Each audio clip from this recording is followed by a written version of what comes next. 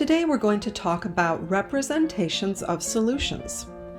There are several types of intermolecular forces that occur in solutions. Intermolecular forces between the solute particles, intermolecular forces between the solvent particles, and intermolecular forces between the solute and solvent particles. Whether or not something will dissolve depends on the relative strength of these interactions. For example, if the intermolecular forces between the solute particles are stronger than the intermolecular forces between the solute and solvent particles, the solute will not dissolve, and a solution will not form. Particle representations of solutions are visual ways to represent the concentrations and various interactions between solute and solvent molecules. You should know that sometimes the solvent is shown in these diagrams, but sometimes it isn't.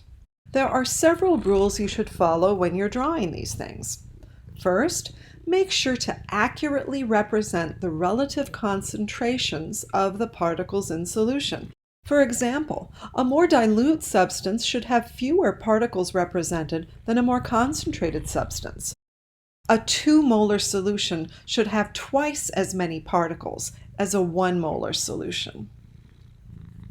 It's important to pay attention to the relative number of particles in solution as well. For example, if an ionic compound like sodium chloride is being dissolved, the number of sodium ions must be equal to the number of chloride ions. In this picture on the left, there is a 1-to-1 ratio of sodium ions and chloride ions, and that's what we want. In this picture on the right, the ratio is 3-to-1, and that is not a realistic representation of what is actually happening. Make sure to draw relative sizes of the particles. For example, if the anions are larger than the cations, and they usually are, you must draw them that way. In this flask on the left, the sodium cations are drawn smaller than the chloride anions, and that is consistent with their ionic radii. In the flask on the right, the sodium and chloride ions are drawn the same size, and this is not the way they actually are. Make sure to put charges on the particles if there are any. So when we're dissolving ionic compounds, we will put positive and negative charges on the ions. For polar molecules like water, we will often put the partial charges on the molecule. In particle diagrams, water particles are often represented like this. If you're using shapes to denote polar molecules, make sure to orient your dipoles, etc., so that the opposite charges are facing each other. For example, this picture shows sodium chloride dissolved in water. Note that the particle diagram shows the relative sizes of the ions. The chloride anion is larger than the sodium ion, and this is accurate. It also shows the orientation of the partial charges on the water molecule and how they're positioned relative to the charges of the ions. For example, the partial negative charges on the water molecule are oriented so that they are next to the positive sodium ion.